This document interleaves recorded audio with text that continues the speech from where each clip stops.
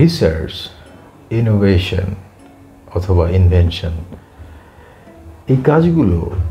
একটা অনিশ্চিত যাত্রা এবং সময় সাপেক্ষ ব্যাপার। অর্থাৎ আপনি কোনো একটি বিষয় নিয়ে গবেষণা পরিচালনা যদি করেন, অথবা আপনি যদি কোনো একটি ওয়ে ফাইন্ড আউট করার জন্য নানা এক্সপেরিমেন্ট চালান, অথবা এক্সিস্টিং একটা প্রবলেম সলভ করার জন্য আপনি যদি কোনো একটি ইনভেনশন অথবা ইনোভেশন করতে চান,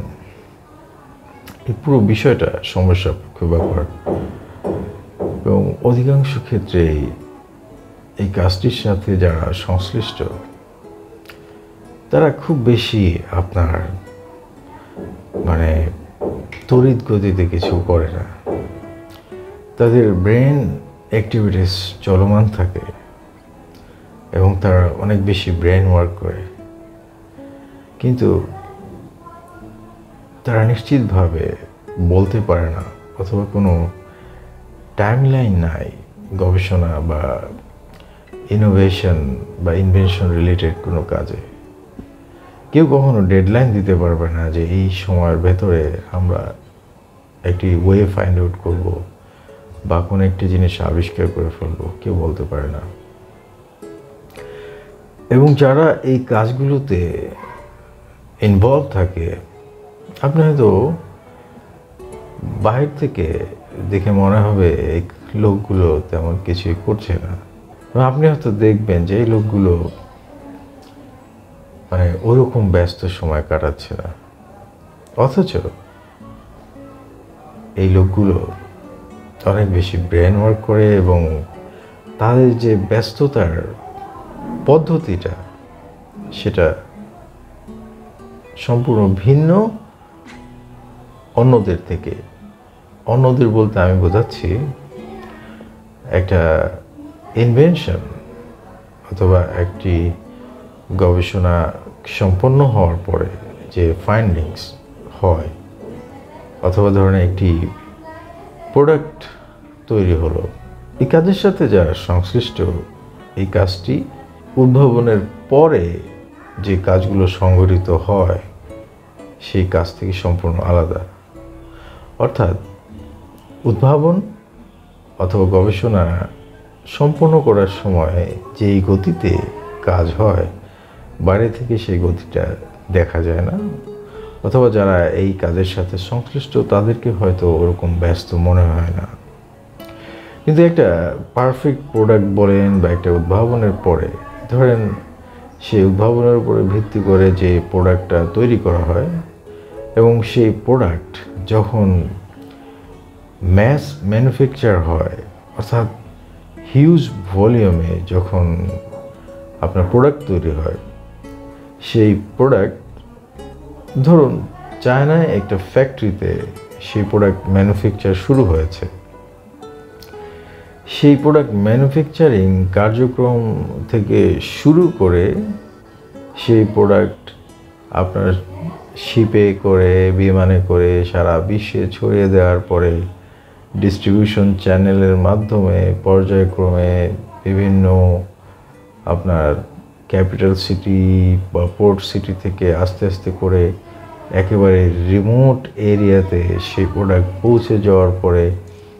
স্থানীয় ডিস্ট্রিবিউটর থেকে একেবারে আপনার বাড়ির সামনের মম অ্যান্ড পপ শপে সেই যে প্রোডাক্ট পৌঁছে যাওয়া, এই কাজটি খুব দ্রুত করা যায় এবং এই কাজের সাথে যারা সংশ্লিষ্ট থাকে তাদের প্রত্যেককে আপনি ব্যস্ত দেখবেন। একটি প্রোডাক্ট একেবারে রিমোট এরিয়াতে পৌঁছাতে আপনার 10 দিন যদি সময় লাগে, আপনি চাইলে আপনার এর চেয়ে ফাস্টেস্ট কোনো ট্রান্সপোর্ট ব্যবহার করে 10 দিনের জায়গাতে আপনি 5 দিন 6 দিনেও সেই প্রোডাক্টটি একেবারে রিমোট এরিয়াতে পৌঁছাতে পারেন। চাইলে সেটা সম্ভব, কিন্তু কোনো একটি উদ্ভাবন গবেষণা কাজ সেটা জোর করে হয় না, সেটার সাথে কোনো প্রেশার অথবা আপনার তাগিদ দিয়ে অথবা ডেডলাইন দিয়ে এটা হয় না। বাংলাদেশ রাষ্ট্রটি 53 বছর বয়স, আর 1757 সালের পরে যখন ব্রিটিশরা এখানে আসলো, এরপরে 1947 সালে পাকিস্তান হলো, আবার 1971 সালে বাংলাদেশ তৈরি হলো। কিন্তু এই অঞ্চলটাতে বা বাংলাদেশ রাষ্ট্রে এই যে গবেষণা এবং উদ্ভাবন সংশ্লিষ্ট কার্যক্রম, এটা এতটা আপনার ইন্সপিরেশন পায় না, অথবা এই কাজে কোনো আগ্রহ তেমন তৈরি করা হয় না। আমরা বরং বিশ্বের কোনো একটি জায়গায় কোনো একটি উদ্ভাবন হওয়ার পরের যে কার্যক্রম, আমরা সেই কার্যক্রমে ইনভলভ হতে পছন্দ করি। অর্থাৎ কোনো একটি জায়গার উদ্ভাবনের পরে তারা যে প্রোডাক্ট তৈরি করে, সেই প্রোডাক্ট এই দেশে এনে বেচা কিনা করা, এই জিনিসটাকে আমরা বেশি প্রায়োরিটি দেই। অথচ কোনো একটি জাতি যদি স্বাবলম্বী হতে চায়, কোনো একটি জাতি যদি সত্যিকার অর্থে উন্নয়ন করতে চায়, সো কল্ড পলিটিক্যাল ডেভেলপমেন্ট না, সত্যিকার অর্থে যদি একটা রাষ্ট্রকে সঠিক একটা ফাউন্ডেশন দিয়ে তার উপরে যদি শক্তভাবে দাঁড় করাতে চায়, তাহলে সেই রাষ্ট্রের সবচেয়ে বেশি ফোকাস করা উচিত R&D সেকশনে, অর্থাৎ রিসার্চ অ্যান্ড ডেভেলপমেন্ট অথবা রিসার্চ ইনোভেশন অ্যান্ড ডেভেলপমেন্ট, এই সেক্টরে। আফসোসের ব্যাপার হচ্ছে গিয়ে আমরা 53 বছর পার করলেও রাষ্ট্রে এই সেক্টরটি আমরা ডেভেলপ করার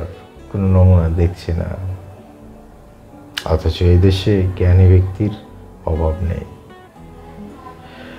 এবং সত্যিকারের যে ফাউন্ডেশন দেওয়া দরকার, যে ফাউন্ডেশনটা যেই সাপোর্ট সিস্টেমের উপরে ভিত্তি করে করা সম্ভব, সেই সাপোর্ট সিস্টেমও এখন পর্যন্ত আমরা ইন্ট্রোডিউস করাতে পারিনি। আমরা একটি প্রচেষ্টা জারি রেখেছি দীর্ঘ 12 বছর ধরে। We are very close two complete our support system and introduce it to you.